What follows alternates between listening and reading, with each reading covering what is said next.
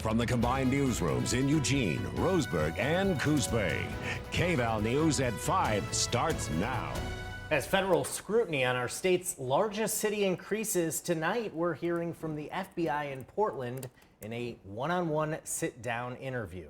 Thanks for joining us. I'm Bandon. Kamerman. And I'm Kendall Bartley. Last week, President Donald Trump said the city of Portland is being destroyed by protesters and that he is considering whether to send federal resources to the city despite crime overall going down. Tanvi Varma from our Portland sister station has more on what kinds of crime are being targeted.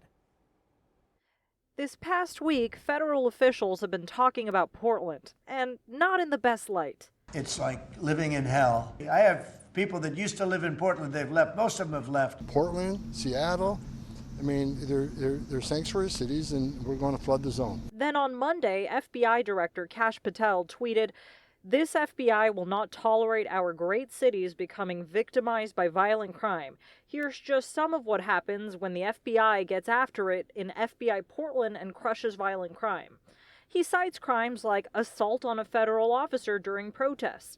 So we were curious about this list of crackdowns. Were those out of the ordinary? Were those part of some new initiative or effort? I think we always take an aggressive approach to combat crime here. I think there has been increased focus in the last year on violent crime, what we call transnational organized crime, violent gangs, on that type of work. We've gotten additional resources this year, which has allowed us to focus more on that threat than we would have without those resources if we hadn't received them.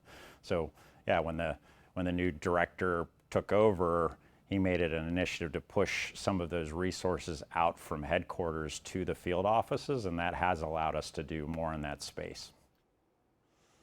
And that was Tanvi Varma reporting. The FBI says the Portland office has been given authorization for additional resources. While some of those resources are already in place, others will take some time. A 31-year-old Bandon man has been arrested after allegedly threatening a woman and two puppies with a homemade axe. It all happened yesterday around 7:30 p.m. on Rosa Road. The Coos County Sheriff's Office says a deputy responded to an incomplete 911 call in the area, calling in Bandon police for support. Scott Smith was found outside the property and arrested. He was booked on charges of domestic menacing and unlawful use of a weapon. Now, as always, if you or someone you know is a victim of domestic violence, there are resources. We have a list of some of those resources on your screen right now. There are state resources as well as resources for specific counties in our area. A motorcyclist is dead tonight following a single vehicle accident on Highway 126 west of Vida. Oregon State Police say Charles Lucas Thomas of Springfield was heading east early Friday morning when he apparently hit a deer crossing the road. OSP saying the crash caused Thomas to lose control, leave the highway, and go down an embankment. Thomas was declared dead at the scene. Some new numbers about income in the state of Oregon are out, and every year this is something that is done. Oregon State University and the Ford Family Foundation publish Oregon by the Numbers, which takes a look at statistical data within the state, looking at crime, education, and income levels. So we took a deeper dive into some of these numbers. For instance, median income in the state is just shy of $80,500. Now that's up from last year throughout our viewing area. The percent of households in financial hardship, that's down more than 2%. In our area, the change ranges from 0.6% to almost 4%. Good news as well on the crime front. Violent crime like murder, rape, robbery, and assault all down statewide. There's a lot of information in this report, so scan the QR code that you see there at the bottom of your screen.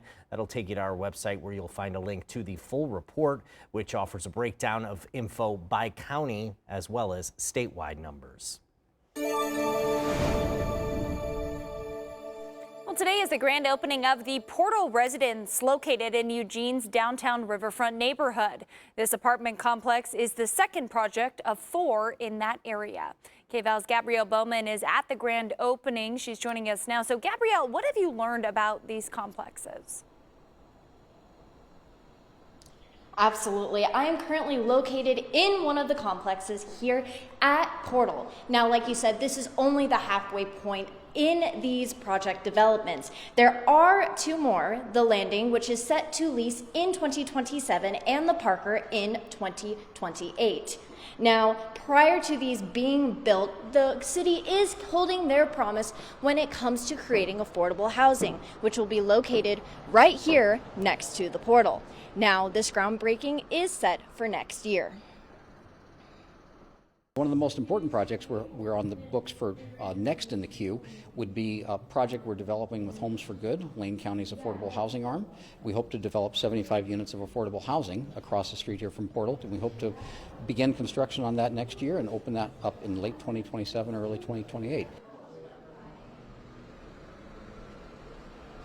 Now, we are just learning today that the Homes for Good will help in the development of this property, which will have a minimum of 75 residents. Now, these projects will be available for households with an income of up to 60% median area income. Now, that the city says that is around $38,000 a year. The sequencing of all these projects has some complexity to it, but what's important in the long run is that each of these different elements in this neighborhood, as they're added up together, really create a total opportunity, mixed income, mixed use neighborhood that is, immediately adjacent to Fifth Street Market and also to the really fantastic open space across the way in Alton Baker Park.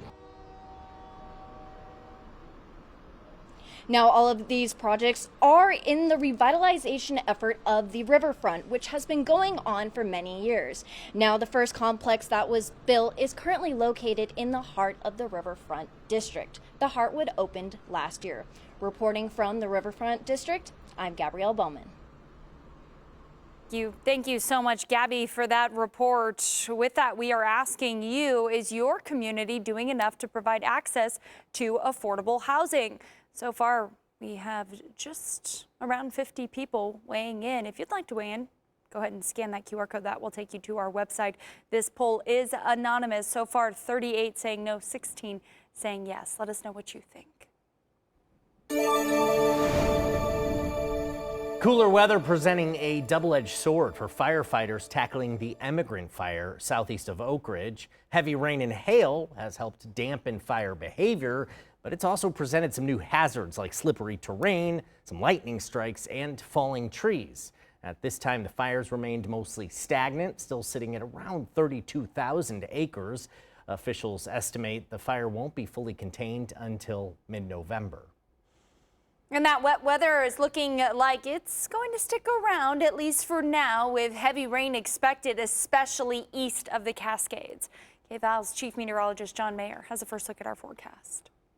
Well, as we continue to track out more of that active weather working its way towards the I-5 corridor, we're going to continue to see a bit more of a focus further east, but we're definitely not done yet with some of those showers and storms trying to work their way throughout the rest of this evening into the overnight hours. We're continuing to see more of this moving on through, though should manage to quiet down at least a touch as we head towards early Wednesday morning. Then we get that next push working its way in off to the east. Not going to be quite as big of a difference maker, though. Most of this additional rainfall going to be situated across central and eastern Oregon, but there's a pretty good chance heading into tomorrow morning you're going to see some similar sights to what we had today. More of that wet weather rolling on through and more of that cooler air sticking with us. But just how much longer are we going to keep that activity in our forecast? More on that coming up. All right, thank you, John. Well, that overcast weather can't rain on the Eugene Emeralds Parade, at least for now. KVAL sports reporter DeAndre Sanders braving the conditions, enjoying the conditions, whatever it is. He's joining us live from PK Park ahead of tonight's championship matchup between the M's and the Everett Aqua Sox. DeAndre, we're looking at a title on the line. How are things out there? We're looking at a title, and I am enjoying this weather. It's overcast, it's fresh, but it's dry. That's the most important thing. And just like you said, the red-hot Eugene Emeralds, they're gearing up for Game 1 of the Northwest League Championship Series against the Aqua Sox here. That is set to begin not too long from now. And I will tell you, every player out here today, they know if they want a shot at the big leagues, they have to shine when the lights are bright. And there's no question in the postseason, the lights shine the brightest.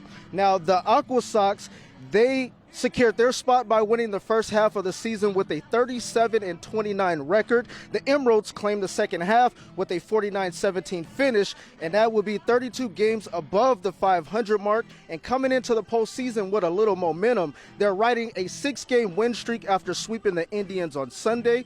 The Emeralds, they're looking for their first title since the 1955 season, so we'll be seeing what they're able to do here. M's manager, Jeremy Konechak, he is happy with the way his team finished the season and is confident, and they're ready to make a deep run into the playoffs.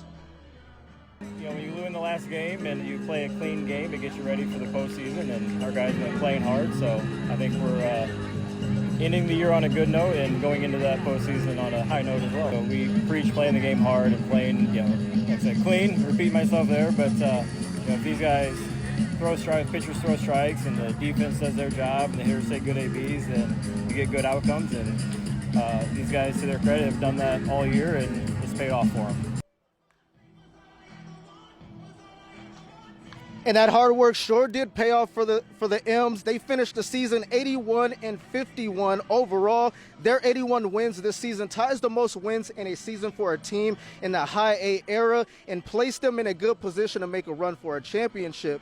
And the work definitely begins now. So as I'm out here dodging balls, hopefully I don't get hit by a foul ball.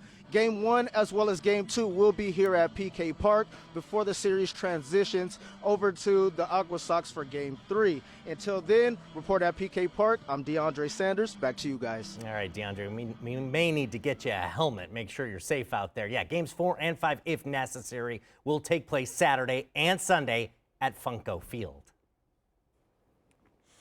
Well, the Alzheimer's Association made a visit to North Bend this morning for their first conference in the area. The community event focusing on healthy habits for your brain and early detection methods.